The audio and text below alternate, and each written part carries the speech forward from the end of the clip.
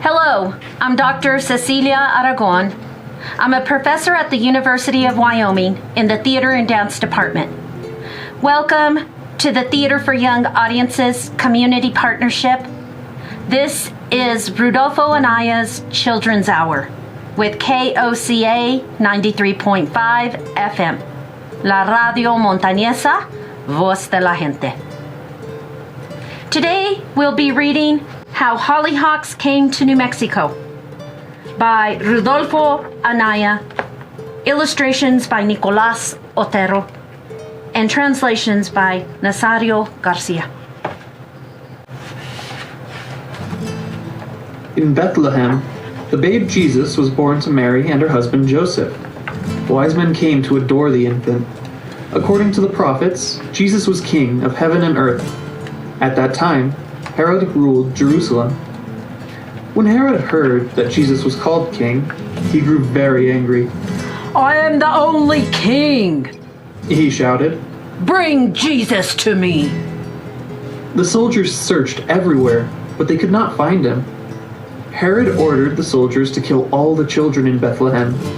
A young angel heard what Herod said, and he flew down to warn the Holy Family. Take your son to Egypt. The angel said. There you will be safe. Oh, we must save our son! Mary cried out. Yes, Joseph agreed. but Egypt is so far away. How will we get there? I will take you. The angel said. Hop on my back and hold on tight. Joseph, Mary, and Jesus climbed on the angel's back, and up they went. Thank you for saving us. Mary said. Glad to help. The angel replied. What is your name? Joseph had asked the angel. Sueño. I am always sleepy. And true to his name, Sueño fell asleep. When he awoke, they were flying over New Mexico. Sueño thought White Sands was the Egyptian desert, and the Rio Grande was the Nile River. We're here! He announced proudly. He landed, and the family got down. Thank you again. Joseph said.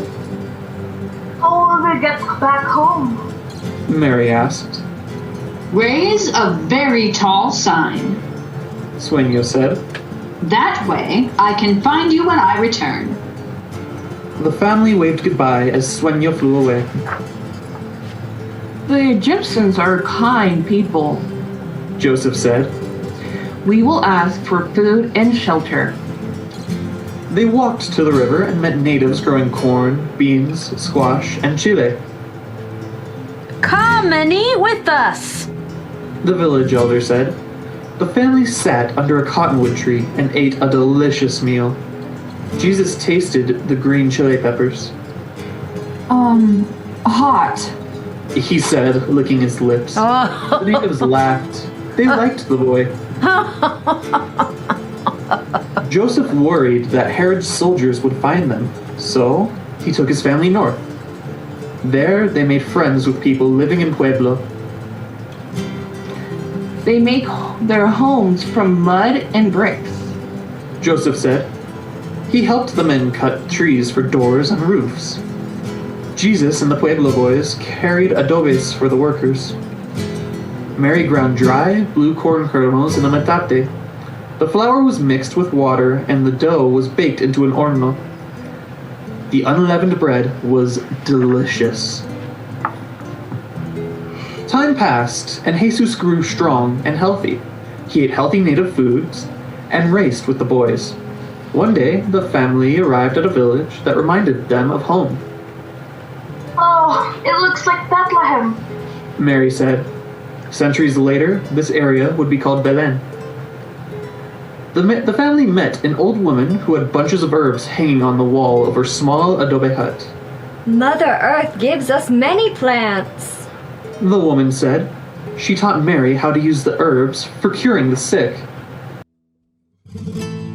The Pueblo people told their history. Our ancestors come from far away. Now this place is our home. Joseph, Mary, and Jesus listened intently to the wonderful stories. Our people, too, have wandered across many deserts. Joseph said. Someday we will return home. Mary added, hopeful. The landscape changed as the family walked north. Sunflowers and sage grew beside the road. Prairie dogs stood on their hind legs and barked loudly as the family passed by. Piñon trees full of ripe nuts dotted the hills. Jesus gathered a sackful of piñones for his parents. The family ate the delicious nuts. Following the river, the family came to a large pueblo house, 2 stories high. In the central plaza, the natives were dancing. They invited the family, who enjoyed the ceremony.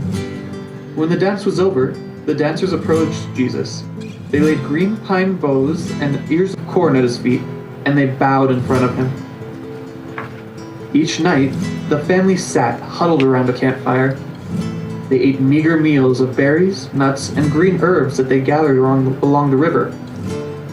They sang the songs of their ancestors and gave thanks. Overhead, the full moon glowed brightly. How will our angel find us? Mary asked, concerned. Jesus answered, Someday, Father built Sueño a ladder so he can climb down from heaven. Joseph and Mary knew they were not in Egypt, but as long as Jesus was safe from Herod, they were happy. They loved the land and its people. One day, they explored a narrow canyon with a small river flowing through it. Families lived in caves dug into the sides of the steep canyon walls. They used ladders to climb from their gardens on the valley floor up to their homes. Jesus' family came to a place the natives called Chimayo. An old man came out to greet them. Why are the people sad? Jesus asked. The man answered him. Our elders are sick, but today the earth does not make them well. I can help. Jesus said. He blessed the dirt in the arroyo. Those who were sick rubbed the earth on their bodies and were cured. Overjoyed, the people prepared a feast of thanksgiving. That morning, the men got ready to go out to the forest. They would cut pine trees to make a ladder for their kiva. The men invited Joseph and Jesus to go with them. Singing to drum beats, the procession wound its way up the mountain. Father, Jesus said, the time has come to make a ladder for Sueño. You're right, my son. Joseph answered. He cut the tallest and straightest pine trees he could find. Jesus helped peel away the bark until the trees were smooth and shining. The Pueblo men were puzzled. Why does your father need so many trees? They asked Jesus. To build a ladder to heaven. He told them. When the trees were ready, everyone helped carry them to the Pueblo. Joseph put the trees in a row and formed the tallest ladder ever seen. Mary and the women painted the ladder. When they were done, the entire village helped raise the ladder. It reached to the clouds. Sueño saw the colorful ladder and climbed down. The Pueblo people were surprised. They had never seen an angel come down a ladder. Buenos dias. Sueño said. It's safe to go home. Mary looked closely at Sueño. I didn't know you wore glasses. She said. I'm nearsighted. Sueño confessed nervously. That's why I left you here by mistake. This isn't Egypt. Huh, we know. Joseph said with a sly wink. Mary smiled. We were safe here. And I love the people. Jesus said. All aboard. Sueño called. Time to go. The family thanked the Pueblo people. Mary and Jesus climbed on Sueño's back. I have something to do before we leave. Said Joseph. He planted his shepherd's staff into the ground. A gift to the people of this wonderful country. He said. Then he joined Mary and Jesus. Everyone cheered and waved goodbye as Sueño climbed the ladder and all disappeared into the clouds. Summer rains came and colorful hollyhocks sprouted from Joseph's staff.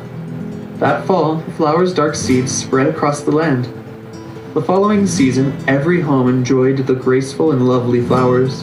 In Spanish, hollyhocks are called varas de San Jose because they grew from St. Joseph's staff, and that is how hollyhocks came to New Mexico. But what happened to the beautiful ladder Joseph built? Those who believe in miracles say it is somewhere in New Mexico. Some claim they have seen it. Our grandparents say that one way to get to heaven is to climb the ladder. Or maybe one day, the angel Sueño will come again. Thank you very much for listening to Rudolpho Anaya's Children's Hour with KOCA 93.5 FM, La Radio Montañesa, Voz de la Gente. You have just listened to How Hollyhocks Came to New Mexico by Rudolpho Anaya, illustrations by Nicolas Otero, and translations by Nasario Garcia.